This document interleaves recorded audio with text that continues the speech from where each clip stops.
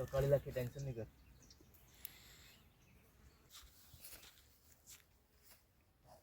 હા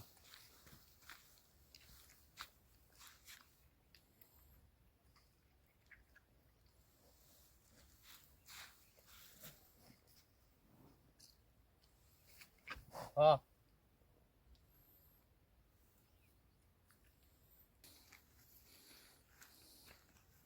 જય શ્રી રામ, જય ગૌ માતા. હું છું સમૂહ પટેલ, શ્રી કૃષ્ણ ફાઉન્ડેશન ટ્રસ્ટ. તો કેવું છે ને, માણસને તકલીફ થઈ તો માણસ ગમે ત્યાં ગઈને હોસ્પિટલ એને દર્દ એક ડૉક્ટરને બતાવી શકે છે. આ ગૌ માતા છે, એમને ખૂબ જ દર્દ થાય અને અબોલો જીવ છે. ભગવાને કીધું એમને બહુ શક્તિ આપી છે. આનું આ માણસ જ નહીં કરશે તો આ બિચારા કાં જશે પશુ? ગૌ માતા. તો ગૌ માતાની ડિલિવરી થઈ રહી છે અને હું એક શાસ્ત્રોમાં લખ્યું છે કે ગૌ માતાના ડિલિવરી ટાઈમ આપણે ફરતે આપણે ફેરા ફરીએ ને તો આપણે જીવનમાં કઈ જાતની તકલીફ નહીં પડે અને કઈ જાતનું આપણો વિપત્તિ નહીં આવે લાગે. અને એની ડિલિવરી થઈ રહી છે અને ધીરે ધીરે બચ્ચુને જન્મ પણ આપે છે.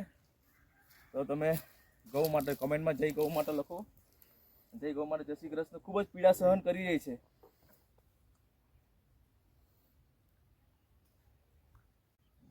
પૂરતી ભાવ લઈ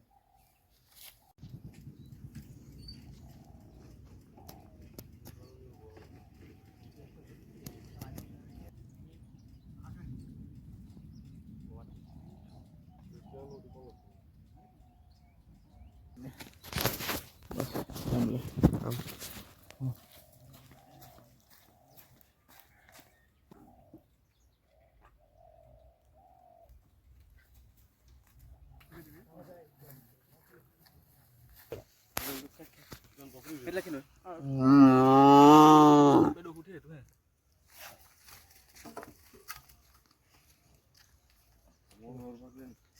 આગે ભાઈ કેટલા લોકો છે?